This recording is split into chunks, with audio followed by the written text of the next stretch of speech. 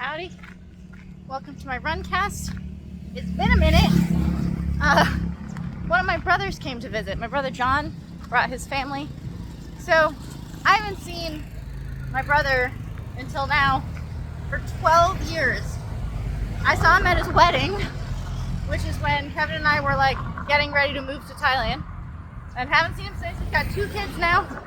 I've definitely met his wife before, but I never spent significant time with her. She's wonderful. I got to meet my niece and nephew, Ender and Afina. They're adorable, and it was really, really nice having my brother come and stay. I love him a whole lot, and it was fun having him see like my life a little bit. This dog lets me pet her while I have the stick. Hi. Does the stick make you nervous? Does that stick make you nervous? It's okay.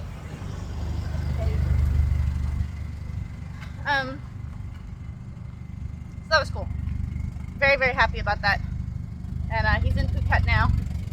So still having a bit of a fun time before he heads home. And I'm back to hard training.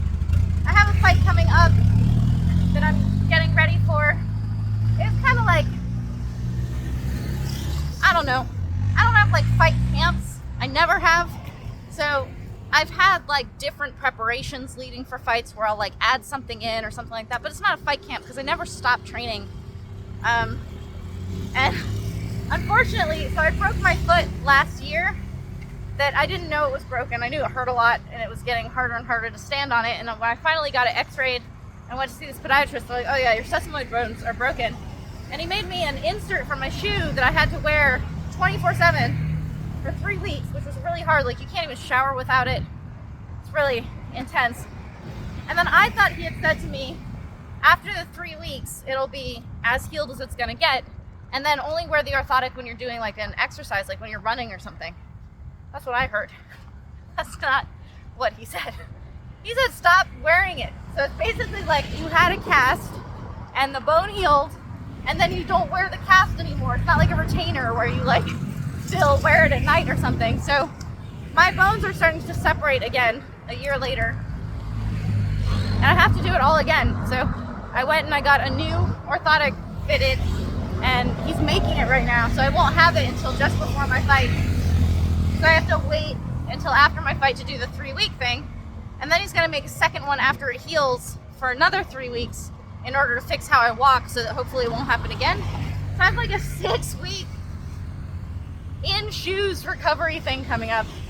And I'm wearing the old orthotic now to just keep this bone from hurting so bad. And already that's really hard. Like I hate being weird at the gym. Like I hate being like I have to wear shoes to my trainers and they do not care. Like I bring shoes that are only for the gym, so I'm not wearing like outside shoes at the gym. Like I understand the ways in which you can do this to make it okay, that I'm not like being rude. I'm not putting disgusting shoes all over the gym or all over the ring. Like I have shoes particularly for this, but I hate being weird. I hate being like, you have to accommodate me while I wear these shoes and my pad work and stuff like that.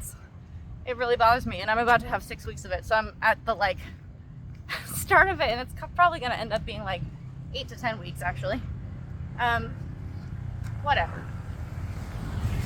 On to more interesting subjects. So Kevin and I are watching this show called, well, I don't know if there's more seasons. We watched Dark Matter, and I don't want to do any like spoilers, but basically it's like a multiverse type show, and something that they cover in it, no spoilers, is just how you have to be very honest with how you feel about something or like what's going on in your mind, because you like carry these things with you into situations, which is 100% something that I know about myself. I've done a lot of mental training, and you can write all of the affirmations in your little book, but you're not actually going to believe them until you actually believe them. Like you don't benefit from them until you start to believe them, although it is helpful to lie to yourself at first and write the stuff. But like when you're writing the thing and not really believing the thing, you're still carrying around the thing you actually believe about yourself. So the reason I thought of this is that I only clinch at Rambaugh's gym. So I go and I do pad work and shadow and bag and like a little bit of whatever at Tapia's gym, Store Clinton, and then walk literally like 100 feet up the road and do clinching at Rambaz because he's got some kids my size. And they're really brutal there. Listen to my Runcast, you know how hard that is. And lately, Ramba has been telling me every day, he's like, Sylvie, if you want pad work, I'll do pad work for you. Just let me know. Like, if you want pad work, I'll hold pads for you. I'm like, yes, thank you. That's very nice, thank you. And I will not ask him to do pad work for me for a couple of reasons. One, it's socially complicated to go to multiple gyms already. And it will become even more socially complicated to start mixing that in. But two, I admit, and I'm just gonna be totally honest about this, I am afraid of doing pad work at Rambaz. And I'm not really sure why that is. Like, I couldn't really put my finger on why I'm so freaked out by it. Like, I just really don't want to do it. And it wasn't until I was leaving the gym just the other day that I remembered that when I was getting ready for the last time I fought Loma, you guys know Loma, she fights for the UFC. She's the only Thai fighter on the UFC. Hey, you are adorable, but don't bark at me. He looks like a Mogwai. So when I was preparing to fight Loma for the last time, I was training with Ramba. I was at my regular gym, but I think I was doing privates with Ramba, and it was mostly clinching with him. Probably I didn't have good clinch partners where I was. And he was holding pads for me too, but I remembered how intense that training prior to the Loma fight was, and it wasn't that long. Probably like 9 days or 13 days or something like that, but it was just really intense. And it stayed with me. Not enough for me to remember what the training was, but like enough for me to be completely freaked out by it and be like afraid to do pad work with him now. But what's crazy about it, or what made me think about this dark matter thing about it, is that I'm bringing whatever that feeling is I have about what I think happened at Rambaz, I'm bringing that into the gym with me all the time, and I'm totally unaware of the fact that I'm doing that, although I'm aware of it now. And I told Kevin this, and he actually went and looked up some of the video of when I was actually training at Rambaz, and the pad work's super normal, like it's just very normal pad work. And then the like clinching's a little bit intense because he's big and he's rough with me and he kicks my legs a lot and stuff like that, and like whatever. I got cauliflower ear leading into that fight, which is maybe what made me think of it, as I'm starting to get a little bit now. And I thought that was so interesting. It's like one of the things I tell people when they're getting ready for their first fight, or you know, within their early fights, and they think there's something wrong with them because they're nervous. And I'm like, nervous is good. Like, nervous is okay. You just need to let that energy go out. I was saying to Kevin the other day when my brother was still here that I was really tired. And it's okay to be tired. I'm not ashamed of being tired. Like, that's not a problem. Tapio was making fun of me. He's like, you have absolutely no power on the pads. And I was like, yes, I know. I have 4 people staying in my house. 2 of them are under the age of 10, and it's just like, it's a lot of energy. I love having them there, but it was crazy. It made me really, really tired. And I'm not ashamed of being tired. Like, tired is normal. So it's like, you can tell me I'm tired. This is fact. This is accurate. I agree with you. And I don't feel ashamed of it, because it's not a shameful thing to be tired sometimes. It's not a shameful thing to be scared. It's not a shameful thing to be nervous about your fight. It's actually a good thing. But when I say make sure your energy is going out, part of that is acknowledging it's okay to be scared. It's okay to have doubts. It's okay to think a lot, but let the energy flow. Like, don't hold on to it. If you try to deny it, if you try to be like, I'm not scared, oh man, I'm so pumped, I'm gonna kick his ass, like whatever the thing is, you bring your actual fear in with you. Like, I'm bringing all my injuries in with me to this fight. None of this is gonna be healed by the time I get there. But I just have to know that. I just have to be like, this is coming with me. So how do I deal with that? Like, I have days of practice to get used to dealing with that, as I've been doing. But if it starts creeping in on me, like if I start getting frustrated, where I'm like training and I'm like, oh, I'm so frustrated, then my foot hurts, then my shoulder hurts, then my neck hurts, blah, blah, blah, I'm gonna bring that into the fight with me also. Whereas if in my training I'm like, yes, that hurts, but look at how I can still rip this kid to the side, look how I can still land knees, look how I can still dominate, I wanna bring that into the ring with me. So you have to be very honest about what you actually think and feel. And it's okay if what you actually think and feel has fear in it or doubt in it. But just know it, like be aware of what that is. And if you have time to kind of fix it, that's great. But if you don't, being honest with yourself takes the shame out of it. You can't be ashamed of something that you actually talk openly about. Like, that's not how that works. Hi, baby. I love this dog. We'll see if she lets me pet her when I have my stick out. Hi, love. I have to come all the way back into the dark corners. You let me pet you?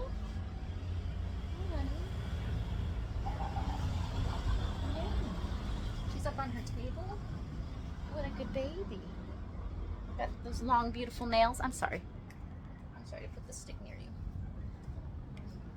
So that's something I was thinking about that I think is really, really interesting, and like probably one of the most valuable things I've come to in my many, many years of experience doing this, is that honesty is really important. And I thought that this the way that this was presented in this, like, when you carry stuff with you that you don't know you're carrying, it can have consequences.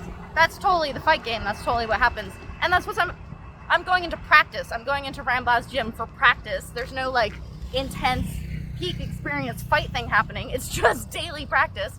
And I'm bringing this shit with me. And I didn't really realize it until recently.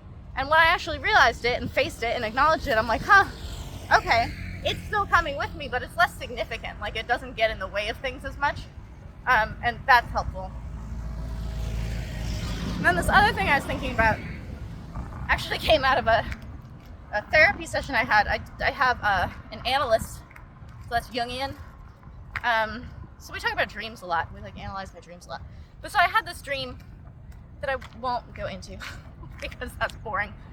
Only analysts should be paid to listen to other people's dreams, because listening to other people's dreams sucks. But there's this element where I was talking about being in a public park, and I specified to her it was like Washington Square Park. It wasn't, but like Washington Square Park, not like the kind of parks that I grew up in. And she's like, what's the difference between those? And I was like, a park in the city, like Washington Square or Central Park or something like that, the city was built and then the park was constructed inside of it. So it was this like curated bringing of nature into a portion of the city in order to have an oasis, like a little reprieve. Where I'm from, they just didn't develop that area, and it's a park. So it's undeveloped versus literally constructed as nature. And so an undeveloped park makes me feel a very certain way. This is how I grew up. It's like open space. And then a curated park in the middle of the city makes me feel a different way, even though it is totally beautiful. It doesn't feel like I'm like maybe gonna run into something that might kill me or something. Like Washington Square Park. But the reason that's interesting, the reason I was thinking about that, is that they're both nature. And so it got me thinking about Tamatat, which is so important in Thailand's Muay Thai. And Tamatat literally means natural, it means instinctual. And Westerners or non-Thais really have a hard time understanding it, even when I describe the concept, because you're doing something that really is not very natural. Like, you don't naturally knee and kick and elbow. That's not a natural thing to do. So for them to be like, do that naturally, doesn't make any sense. But that's because I think that we have this assumption that's like my natural park, this undeveloped plot of land, the open space is nature, that's natural. But Washington Square Park is also nature. And when you learn a skill, it's gonna be unnatural for a while. Talking is unnatural. When you learn a new language and you're trying to speak in a new language, it's super unnatural. Walking is very unnatural when you first start, fall down all the time.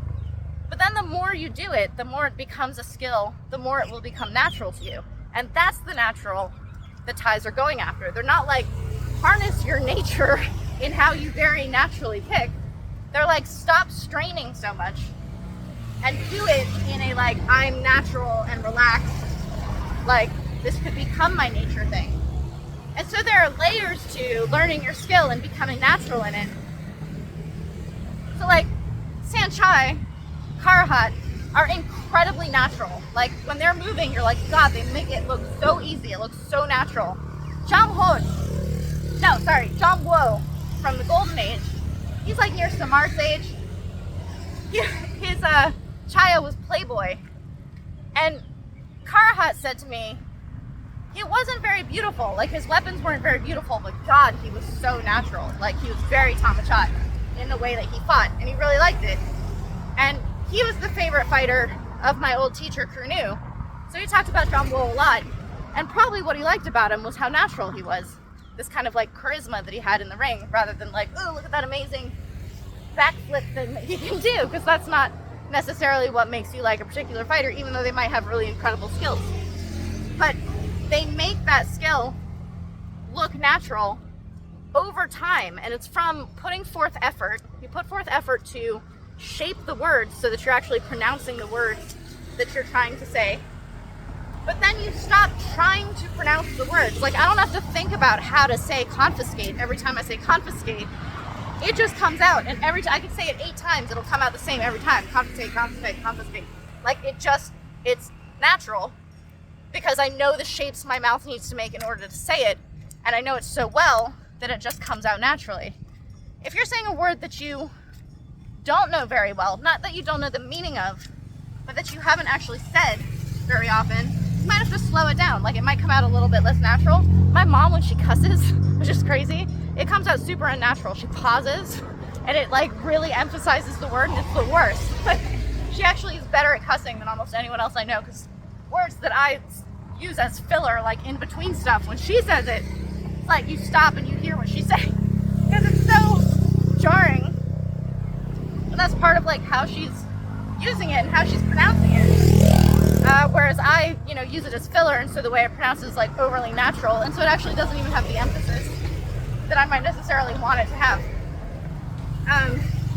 But that progression to me, and the comparison between Parks and what's natural, I think helped me, even though I feel like I have previously understood what Tamachat means, it helps me understand what Tamachat means even more, in that you have to curate your Tamachat a little bit, and then stop. And then stop curating it so that it can actually be natural. Like a little bit of an overgrown yard or something. I don't know. I think those things are interesting. I find those kinds of things very interesting to think about. And yeah, it's very hard to be Tamachat when I have to wear shoes. But what's interesting, I was sparring with Yodkin Pan, and I had to wear shoes. And he loves it. He's like, your balance is amazing when you're wearing shoes. And I was like, yeah, well, 1, my foot doesn't hurt, but 2, I can't use my legs as much. So I'm basically very focused on just my legs carrying my body around in order to throw my punches. But I'm not thinking about throwing kicks, which is kind of something that's in my head all the time of like, I should throw more kicks. And all of a sudden I'm better. And this is something I realized with Charchai not too long ago, was like, don't think about the punches. Just think about your legs taking you to them, and the punches will come. And honestly, it's been remarkable. Like, I saw Charchai yesterday. We drove to Bangkok to train with him again. And I just like, it's these little details where I'm like, God, I've never really felt my hook like that, or I've never really felt my uppercut like that. And they come out very naturally, but under the pressure of an opponent right in front of me, I'm not natural enough in that situation for me to be able to access it. Even though if I could put myself in that state, they'd come out very naturally. They'd be very beautiful, which is good to know that like at some point that will come out.